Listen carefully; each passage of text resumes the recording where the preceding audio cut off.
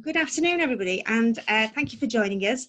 And welcome to first in a series of Meet the Network events.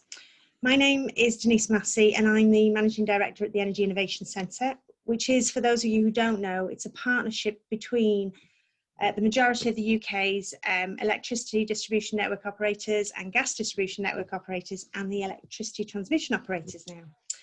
And I am pleased to introduce some of our colleagues from those networks, who are Ian Cooper from UKPN, Kate Grant from Cadent, Frank Clifton from SSEN, and Lucy, who isn't on screen at the moment.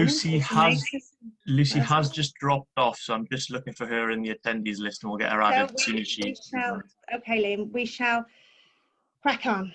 So one of the main messages here is that the energy networks are listening, and they're listening to their stakeholders, and they're really conscious that they share many stakeholders.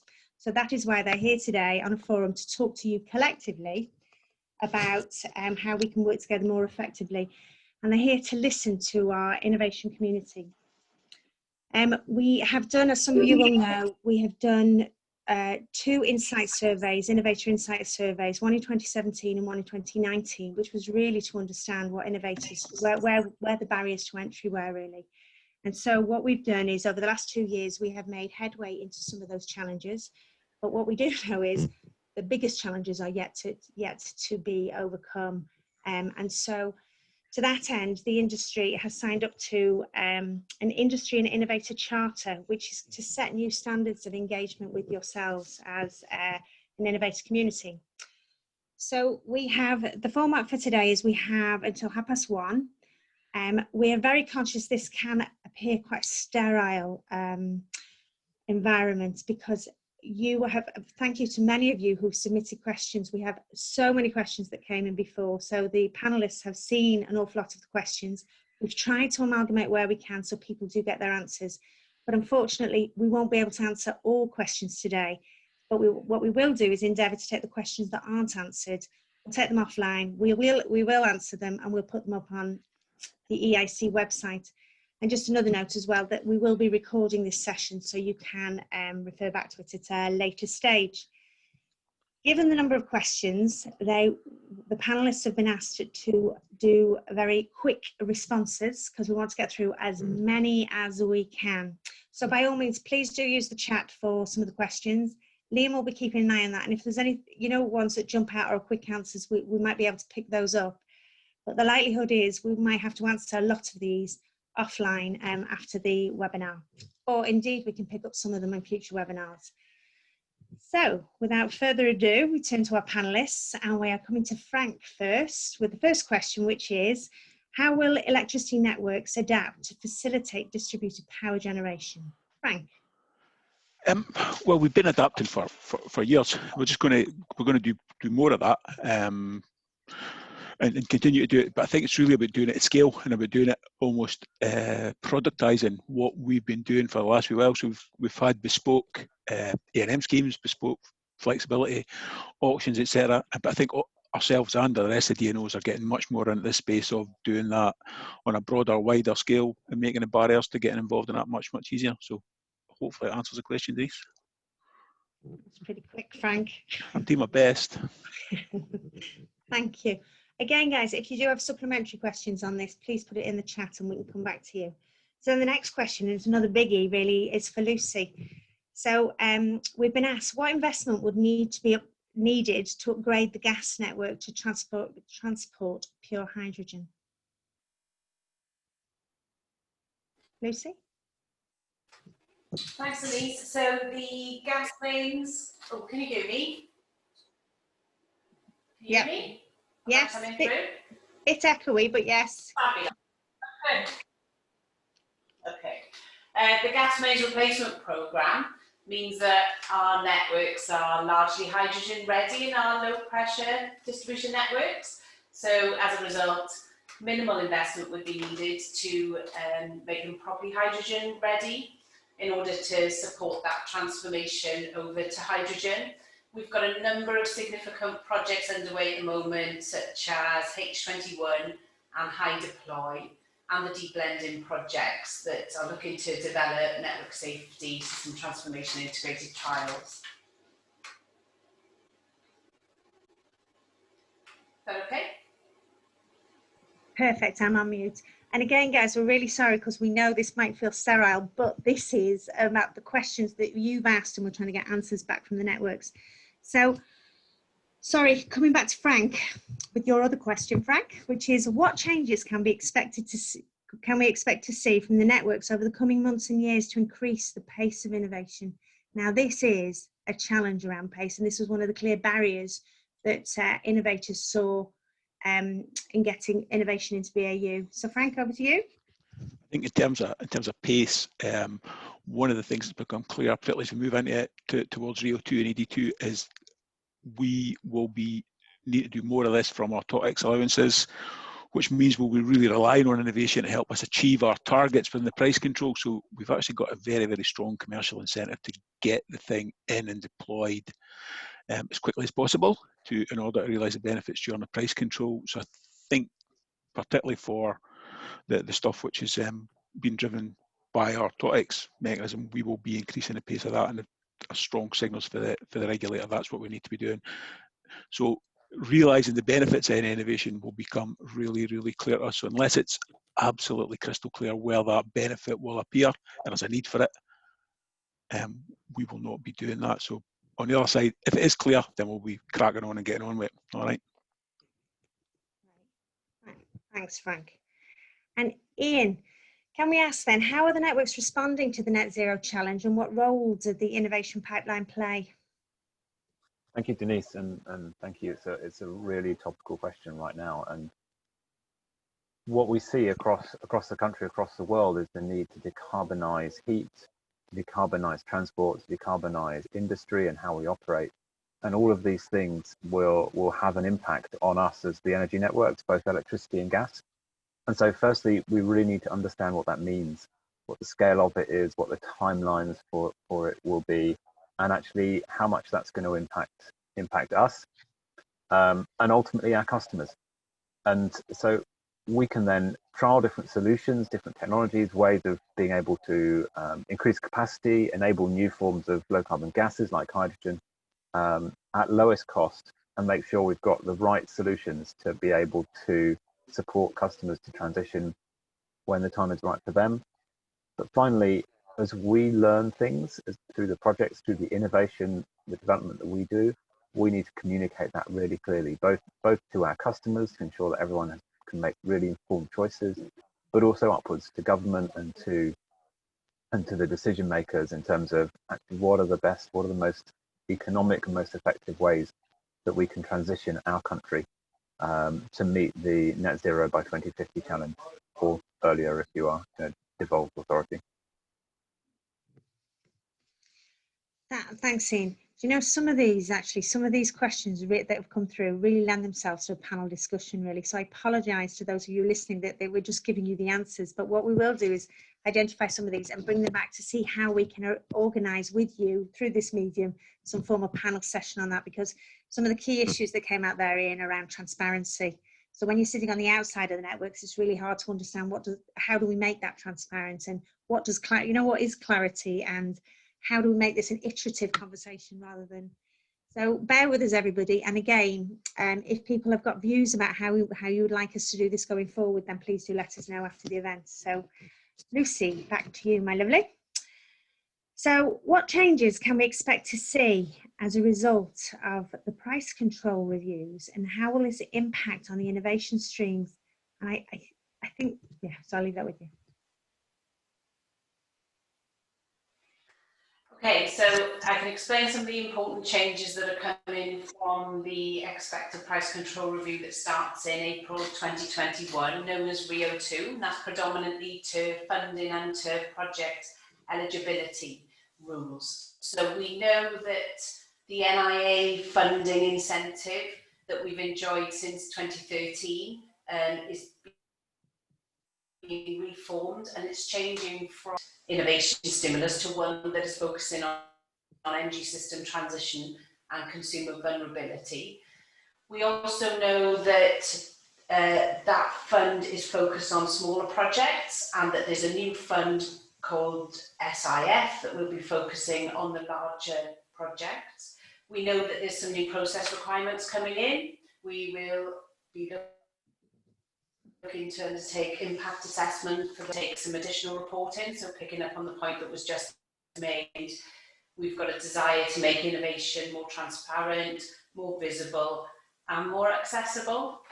And I guess that'll impact innovation greatly. We will need to work more closely together with our innovator community to achieve the challenges that face the energy industry. And we'll have to start considering the way that we engage, creating better relationships and responding to the challenges ahead. We'll have to look at new ways in which we can share these project costs because of the changes to funding with our innovating community. We need to open up opportunities to trial and demonstrate the latest innovation within our networks and identify the best ways that we can collaborate with each other so that we can innovate to maximum effect.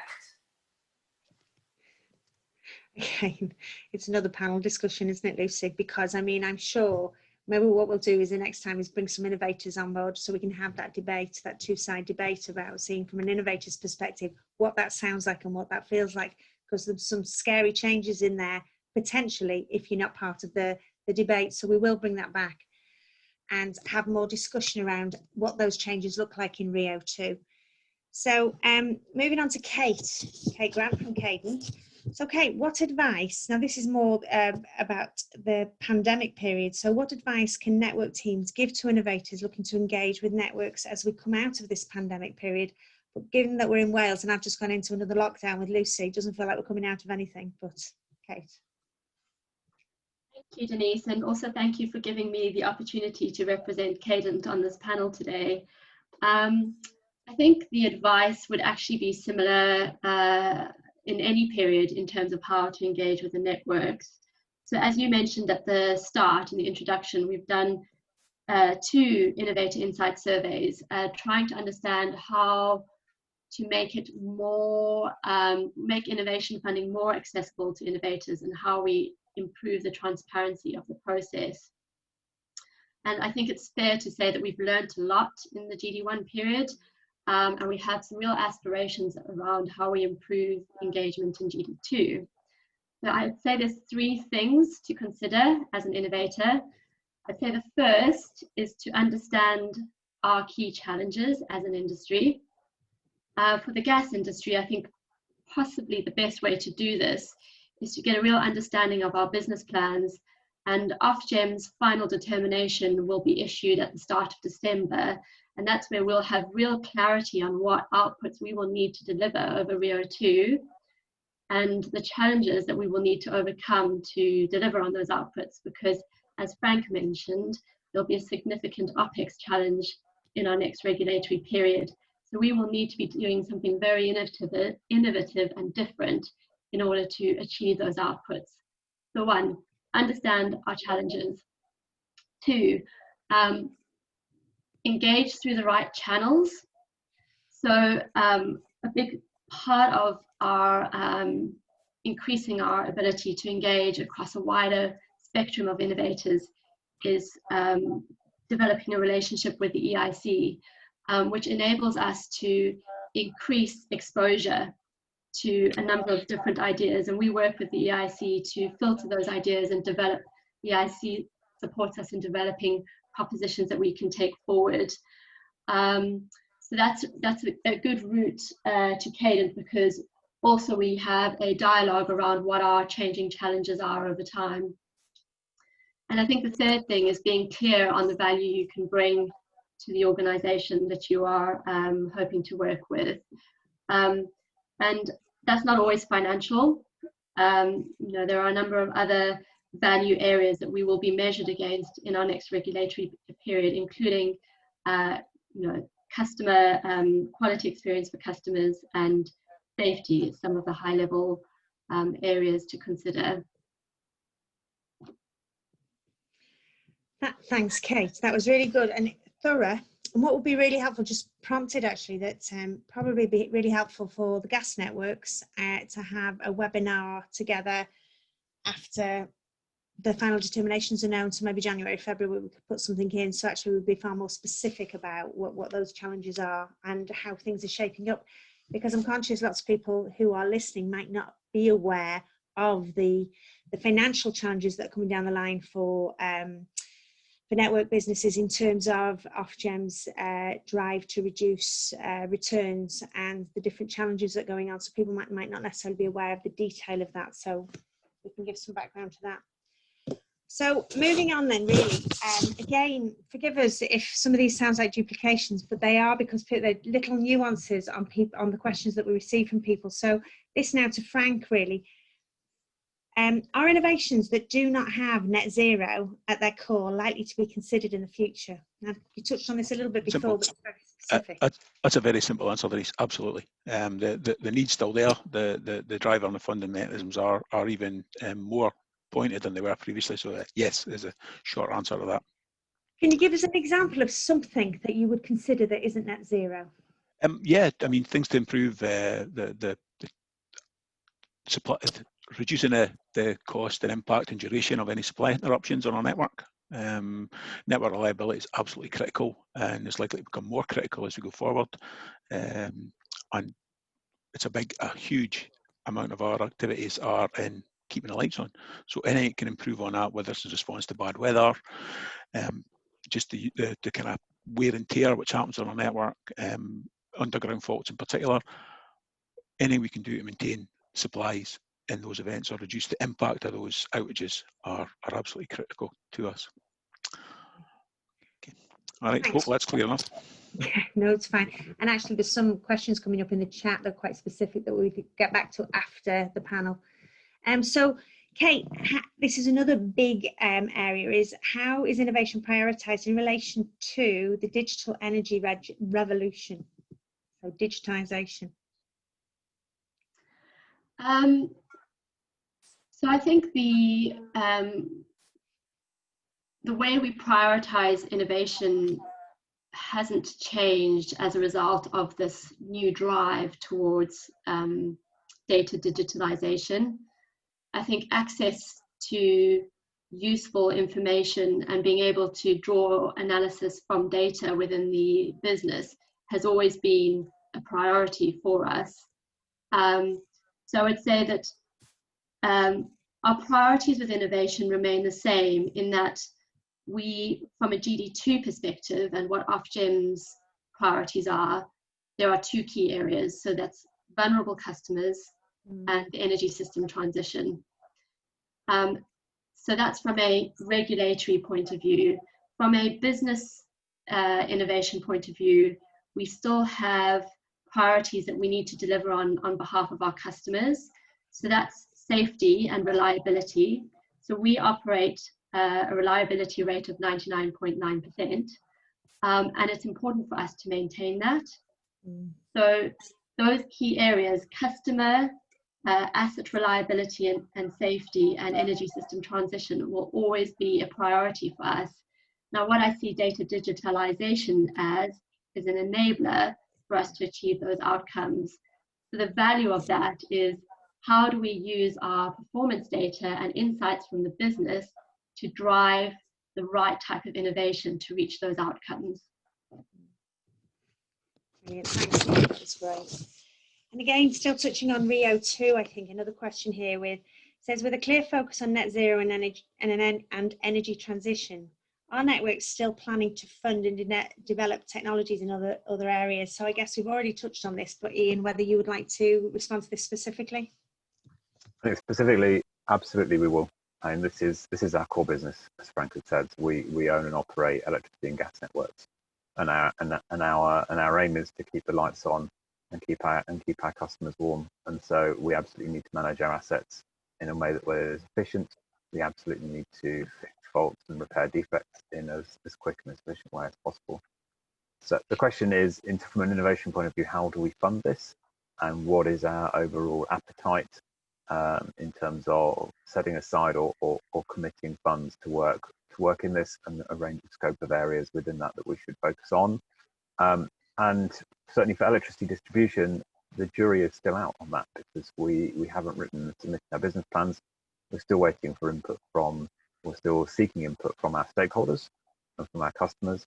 And I'm going to do a cheeky plug. So I think coming out on Thursday, Denise and the EIC team have got a survey coming out on our behalf in terms of what are your views on what we should be doing and how we should be doing it.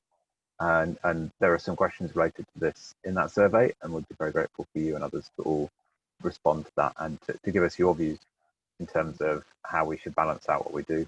And so please do.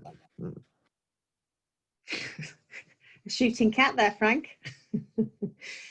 Just to build actually on the point that Ian made, for those of you who don't know, aren't necessarily close to what's happening with the regulation, Ofgem now, the regulator, is saying that business plans need to be stakeholder led. So when we say please fill in the questionnaires, this isn't something that then disappears into the ether. This is now a commitment that the networks have made, but also Ofgem's saying that they want to ensure that everything in the business plans is stakeholder led, and that there's and they have to evidence almost how that's done as well. So that is to give you the assurance that if you do complete the surveys, that that their information is really valued and will be used. And the other thing to say of the survey, it's the first time the industry partners, so all the guys here and other industry partners not here with us today, have come together to put together one questionnaire, so you won't be hit 7 times for the same information, because what we recognise is stakeholder fatigue can be a thing. So what we are going to try and do is try and only contact you in the easiest and most efficient way. So by all means, please do have a look at the survey when it comes out on Thursday, and if you've got any comments, we are always happy to learn. So thanks, and thanks for that, Ian. So Frank, back to the questions, and on how do you maintain pace with the rapidly changing technology market, and how do you exploit the new ideas at scale across the network? Right, well, that's a challenge. We try to do that for a while now, and we will continue to do that. I think at some point, learning by doing is still going to be absolutely critical to what we do, and a lot of the building up a body of knowledge so that you've got enough confidence to move things forward.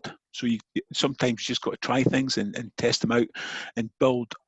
It's not a strictly linear process. You've often got to go back around the loop again and do a number of different sort of learning by doing type trials to gather that evidence. But it's about understanding the risks, understanding what you actually want for that innovation, and be really focused on what the value and the benefit is at the end of it. So kind of see past the interesting and understand what the actual nub of the problem is and what you're actually trying to do, and not get distracted, I think, and just being clear on what we want to achieve at the end of the day, whether that's reducing customer interruptions, improving reliability, improving customer service, safety, whatever it might be. Just really focusing on what we are trying to do rather than being sidetracked by all this interesting tech, I think, without being overly cynical about it. Okay. Thanks, Frank. And this is another, it's actually quite a political question, I think, at the moment. And to Kate, I think, sorry, is does the panel accept that the lowest cost, so this is a term coined by Ofgem actually, lowest cost must be abandoned for best value, and value must include wide-reaching social and environmental factors? There's a lot in that one, Kate. Do you want to have a think about it? Are you okay? I think abandoned is a strong word. I think ultimately we hold a responsibility on behalf of our customers to be able to justify any investment that we make on their behalf. So as you would when you consider your own personal investments, you would be looking to get some sort of return on the investments you make. And that return can be judged in many ways, and largely has been judged from a financial point of view because of the way we are regulated and because of the drive towards reducing customers' bills. However, I think the question is actually, what other things should we be valuing on top of that financial driver? And this is an ongoing question, I think, globally, in terms of how businesses are valued. I think for the key, the feedback we've had from our customer engagement group is that customers value their safety, and there is a big value in terms of customer experience. And lastly, the sort of energy system transition, and how you measure that in terms of carbon reduction. So I think there is a best value way of measuring the impact of innovation, but I think that changes over time. What we're trying to do through the innovation measurement framework is distill what that value looks like and how we measure it and how we report it to the industry, so that we can initiate that conversation around, are we measuring the right things, and are we learning from the projects that we implement about what we should also be measuring in the future. Thanks, Kate. It is the challenge between what is best value and lowest cost. You know, and I've no doubt that will continue to rumble on. But so Lucy, we've been asked, do the energy networks retain a library of innovations which can be accessed as the innovation calls apart? Yeah, so do we retain a library of innovations which can be accessed by innovators?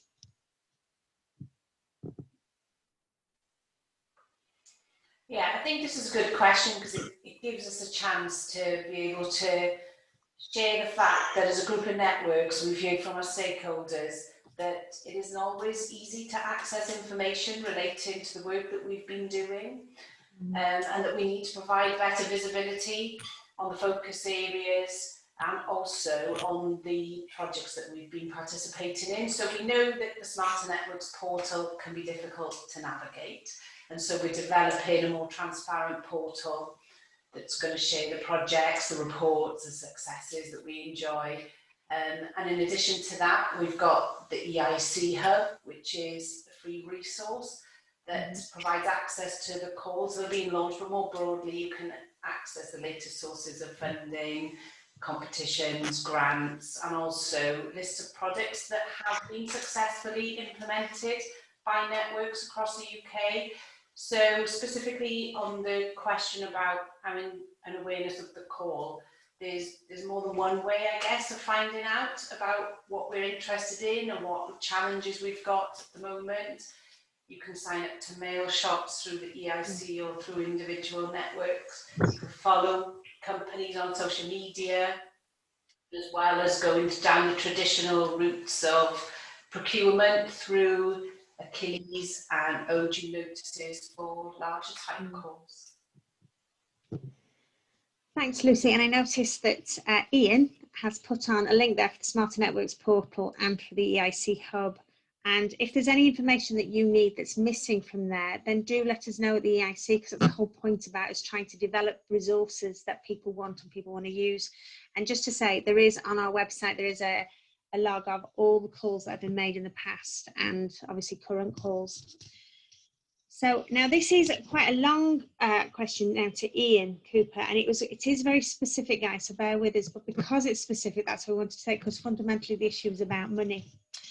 So it's from somebody who says they've developed innovative systems to help DNOs with LCT devices on their constrained networks, but there's no money allowed from Ofgem for funding. With no money, the innovation stops, yet the need remains. How will they develop a MCS solution if it's never going to be funded? And so it's about the death of innovation, because there's lack of funding, so there's a need but no funding. So I hope I've got that right, Ian. Thank you, Denise. Forgive me, I'm not sure specifically what an MCS is referring to, but absolutely, we are all committing money here, not just the stimulus funding from Ofgem, not just other innovative funding sources of money, but our own business money. And so the question is there a real need? Is this the best solution to meet that need that ultimately is technically sound and provides best value for money for customers? If it's not, then I'm sorry, we're not going to fund it. But if it is, and if it looks to be, if it's something that's still under development and we're not certain, then please keep bringing it, pushing it. If it's your idea, if it's your baby, commit to it and drive it forward, and try and get money from us to cover our trials. But also, if you've looked at any other investors to invest in your company and your development of it. If you believe it's right, go for it. Thanks, Ian. Right, guys, we're moving on to what we've loosely themed these under net zero innovation. And Kate, can I come to you first? Because one of the questions was, does the evolving energy market need a roadmap in order to prioritise innovation and funding? It's a good question. I think there is a lot of work taking place to develop roadmaps. So specifically in the gas industry, there's an organisation, let's call it that, called Gas Goes Green, where you'll be able to see an overview of what all of the gas companies are doing around decarbonising the gas networks. And I think the way that the funding is set up in GD2 with the strategic innovation funds, which Lucy mentioned, the way that that funding is set up enables cross-industry collaboration around that energy system transition. We've also been doing quite a bit of work with BEIS to understand what that energy transition journey looks like and what role Cadent will play in that. So I think there is work being done. I think there's also an aspiration in GD2 to sort of work more collaboratively inter-industry, so across gas and electricity. And I guess this panel is part of that, really, because the energy system transition will require us to work with our colleagues in the electricity industry as well. So to date, we've developed a combined gas innovation strategy, but I see the need for a sort of energy innovation strategy, really, to support that technology development journey. And presumably that would include, we need to start including heat and transport and other people in that holistic approach, just beyond gas and electricity. Yeah, and I think that there are a lot of pieces of work that have been carried out looking at your sort of transport, decarbonisation of transport roadmap and things like that, which we pulled together under our umbrella of Future of Gas. But yeah, there probably is an opportunity to pull those strands together through the EIC. It's just about how we provide clarity to smaller innovators who haven't got time to work out what the regulatory, system is, the framework is, about how we bring all these bits together so it is clear for people to know where and when they can jump on board and what they can contribute, really. But thanks, Kate. Well, so Denise, I would say on that point, we're all sort of working with, I guess the government's position is on it as well. So it is an iterative process that's being informed by Ofgem's position and BEIS' position that we are all moving towards. And we have got, for those who don't know, there's a net zero innovation board that's been set up, which is bringing all the government departments together. As I understand it, it's just been brought together now to begin to align what their net zero ambition is and what the priorities are. And Ofgem is going to be party to that. So that's meant to be coming together to then inform what this thing called the Strategic Innovation Fund is going to be used for going into the next price control, which, for those who, again, if you don't know, starts for 2021 for gas networks and transmission networks and 2023 for the electricity networks. So coming back to our questions, Frank, will you have systems to facilitate demand turn up to use occasional surpluses of wind energy for low value applications, such as providing a percentage of annual direct water and space heating, e.g. using immersion heaters? Aye, sure. That's a good question, Denise. We have long recognised the potential of space heating and hot water heating for managing demand. We've done it for years in the north and west of Scotland through our load managed areas. We've also proven the potential of those heating sources for managing network issues through several of our innovation projects. So we understand the potential that's available. The bit where we still have more work to do, and I think that this is an area which will form part of our innovation portfolio going forward, is how do we access that at scale? And the reason why at scale is a problem is because there are other actors involved, whether it be suppliers, aggregators, domestic customers, landlords, etc. And we need to find a mechanism for allowing us to access that value, whilst maintaining all the other rights and obligations of the customers involved. On the flip side of that, we are increasingly using flexible solutions and flexibility for solving a variety of network issues, and domestic heat demand or water demand can quite easily form a part of that. It just needs to be organised in such a way that it can participate in those auctions or commercial arrangements or whatever we're using at the moment. And to be honest, I don't think we're quite there yet, but we're certainly heading in that direction, and I'm sure we'll get there fairly soon. It's a really interesting one. I have lots of questions now about that, Frank. So I'll take. Come back to me then. Yeah. Ian, so somebody's asked, how will networks make available data sets to drive new business models? Sure. There are a lot of data sets already available. I will say some of them are not necessarily that accessible. But there are a number of innovation projects that have data sets that are there that people can use. Low Carbon London, Customer-Led Network Revolution, New Thames Valley Vision, all have significant data sets from trials across a whole range of topics. There's a lot of network data available. All networks have a long-term development statement, which includes the information necessary to remodel most of the the sub-transmission electricity distribution network. But the challenges are getting more data out and getting data out in a way that is accessible to more people. And there's a lot of debate going on around that, around what the recommendations of Ofgem's Data Task Force can, how they can be deployed in practice, how they can be used and implemented. We've got an open data webpage, UKPN. You can go and have a look and see what we've got and pose any questions, ask for more if you want it. But in terms of the specifics, how will vary from network to network. As soon as we can, practically. So, I'm sorry, Ian, I know you weren't expecting a supplementary vote. No, that's fine. Because the question is really, isn't it, if you're an SME or an innovator and there's a data set you're looking for, and you've already explained it's going to be, but who do they ask? That's the question. Where do you go? Because one of the biggest challenges is knowing who to ask in big organisations.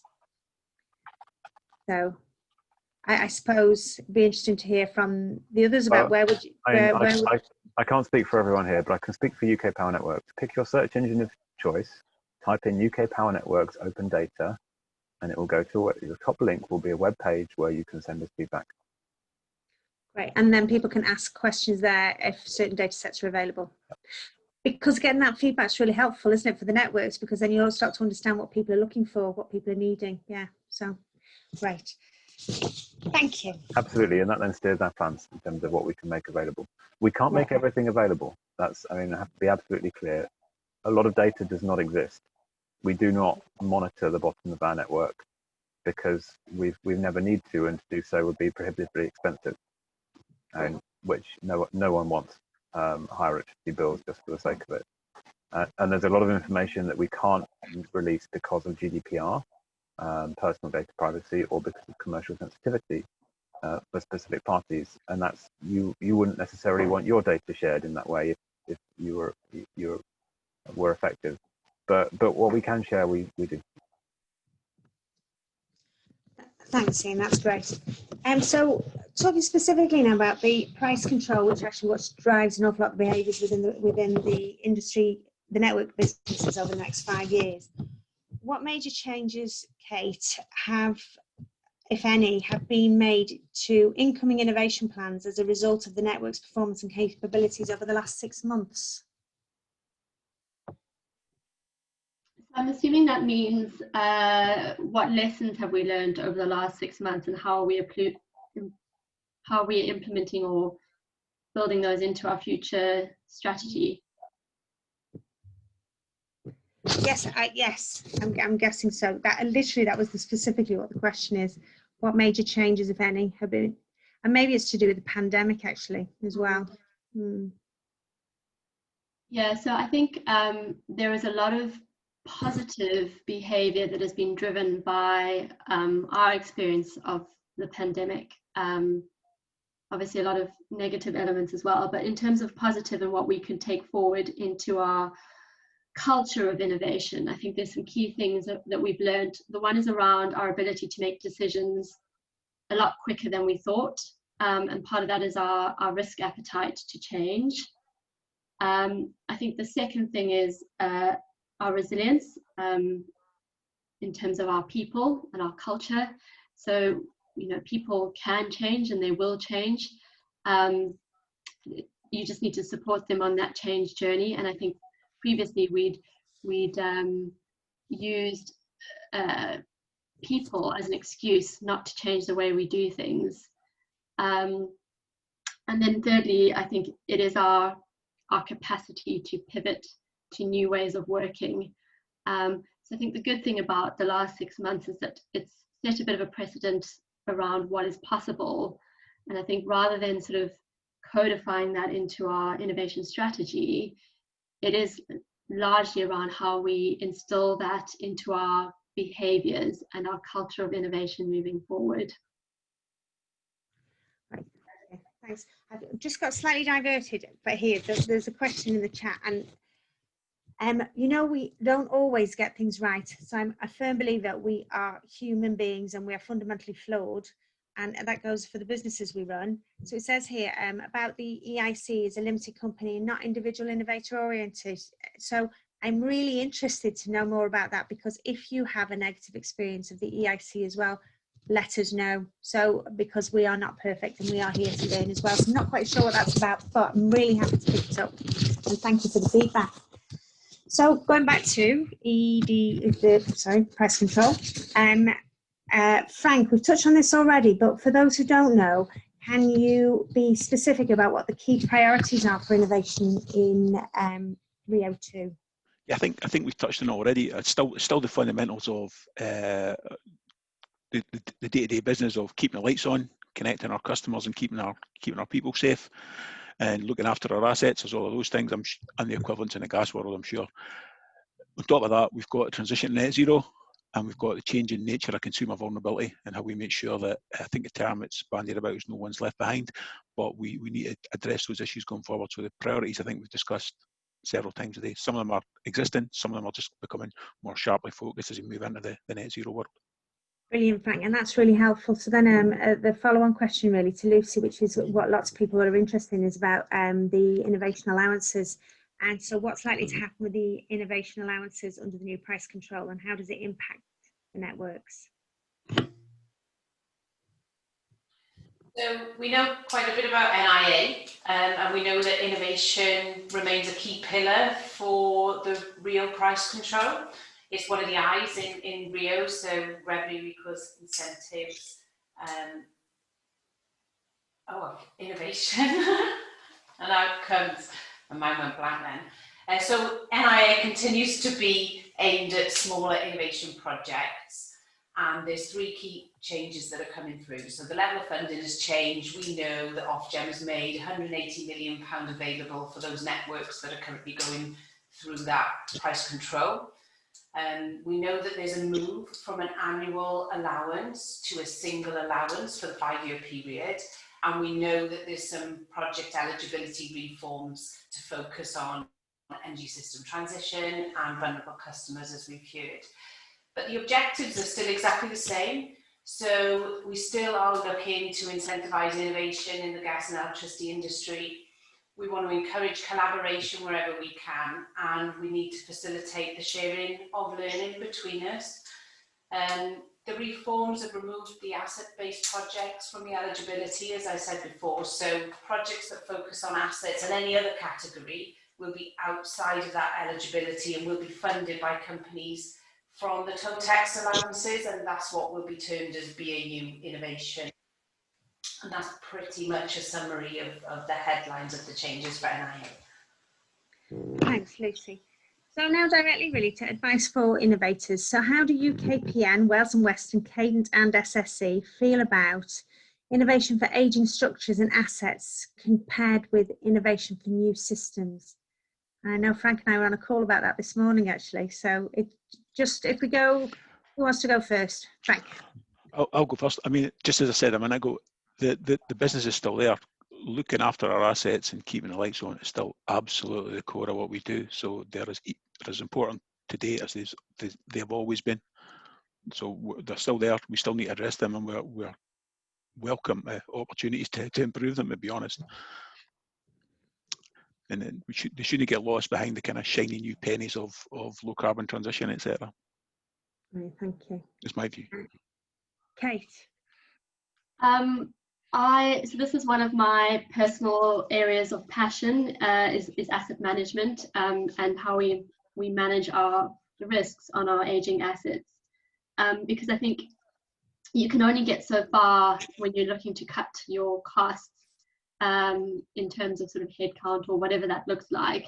At some point, you need to look at how you manage your assets and manage them a lot more proactively.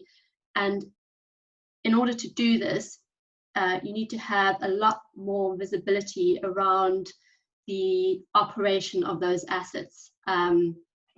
So what we call real-time visibility. So that's a key thing for us, although acknowledging Ian's point around how visible are your assets and the extent to which you monitor them, it does come a point where monitoring every nth degree of your assets actually is not getting you the material gains that you need. So key for us is understanding how our assets operate and preempting failure, because the ideal scenario is that you replace the right asset at the right time. And we're very far from that at the moment in terms of how our investment strategies work. So the more we can learn about how our assets fail, the better our investment strategies will be. Thanks, Kate. That's really helpful. I suppose before I come to Ian and Lucy, I suppose potentially the inference of this is that the networks are more asset management focused than future focused. So that was a really helpful comment about how you combine the two, Kate. So just coming on to Ian next. Do you want to go next? Sure. I mean, as I said before, our core business is managing these assets and maintaining them, fixing them. And so we absolutely need to innovate in this space, and we will continue to keep doing so, because it ultimately enables us to provide you and the rest of our customers with better service at lower cost. And so we will do that, and some of that, and that has to be balanced across looking ahead to new technology and being ready for the future, and has to be balanced across with preparing ourselves and enabling the net zero transition. And yeah, we love doing innovation for all three. And finally, Lucy, Wales and Westview. Yeah, and echo the comments that the other three guys have just spoken about. I think only to build on that is to say that asset innovation is no less important. We are looking for solutions on how we can best manage those assets, get smarter about how those assets fail, when they fail, and what the causes of failure will be. And we're looking to explore new technologies on how we can manage, maintain and repair that network in the best way to maintain that excellent safety record, and make sure that we're delivering a resilient and reliable supply for our customers. Thanks. So these are the last couple of questions really, but very much about, people want to know, we're back to now, it might feel like a repeat, but it is about what people want to know. What are the main challenges that you are facing in identifying innovation opportunities, developing them, and then moving them into your businesses? Now, given when we're in a climate emergency, we've got all these other things going on. These are great challenges, and we need to be moving at pace. So, Frank, can you come back to that? Yeah, I think as I touched on earlier on, when we come to the first sort of challenge when I take any idea forward to the board is like, so what? It's always a question I get answered, and that's really cutting away for the interest in getting into what the real benefit and driver for this and where the value is. And if we're clear on what that is, and then we understand what we're actually trying to achieve and what it's worth to us, what the size of the prize is, then we can prioritise accordingly. And the bigger the bigger the risk we're managing, or the bigger the incentive is to do it, then probably the more we can crack on through it. I'm just looking at make sure I've identified the challenges in us in developing them is, obviously the time, the space, getting the necessary knowledge and understanding we need to allow us to make that change. We've also got a finite capacity for change within the business. There's only so much we can actually do, and it's actually making sure we do the right things is probably some of the challenges we got. But that's why we're committed to this learning by doing through our innovation portfolio, so we can make as best informed decisions as we can and consider as many alternatives as we can so we can move forward. So answer your question. Oh, it does, Frank. Sorry, forgive me. As you're speaking, I'm thinking, It's okay. It's all right. We talked, don't we? There are just about how we get the innovator community more engaged in those the big challenges going forward that are internal at the moment, that you're grappling with internally about how we open them up and get innovators involved further upstream, if you see. We've been having a lot of discussion with ourselves about it, and I'm sure the other guys have as well. We need to do it because we can't solve all of these problems ourselves, so we need the more input we got into this, the better. Yeah, and it is about what is the art of the possible. It is. Yeah, so moving on, Lucy, engaging with the networks is challenging. Lord, we know. So how are networks working towards providing more guidance to innovators and the supply chain to simplify the process and focus on those areas of real need? We don't want to be challenging, we want to be accessible and easy to work with, but we do know that sometimes we can be. So the ambition of the charter that has been released by EIC and signed up to by all networks will move us closer to working together and in a better way.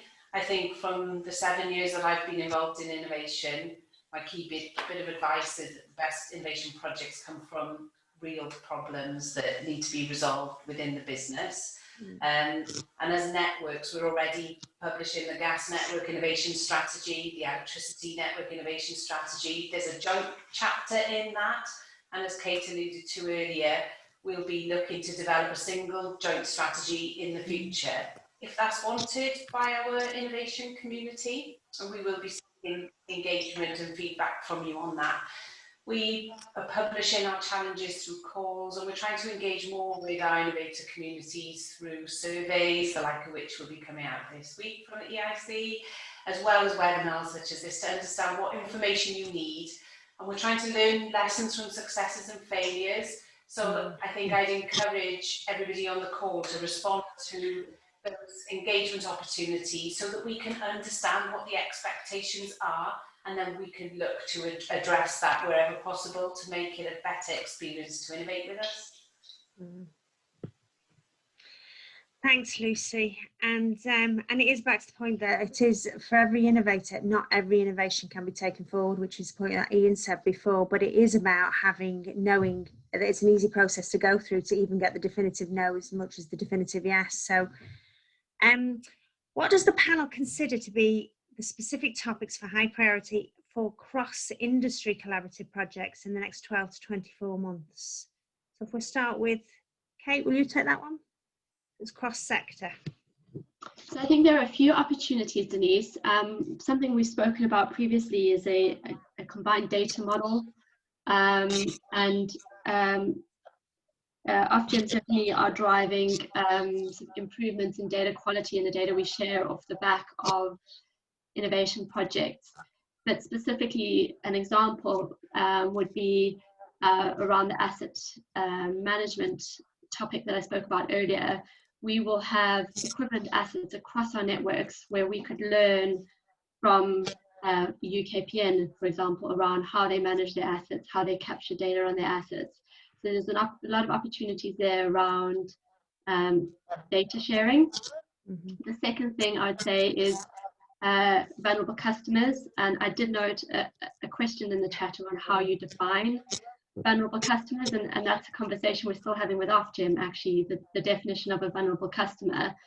But for Cadent, what we mean is that regardless of anyone's personal circumstances, we want customers to be safe and warm in their homes. And I think that's probably consistent across the board. So the ways that we engage with these customers and the way we flex our services in response to their needs, I think there's a lot of best practice sharing that we can do there.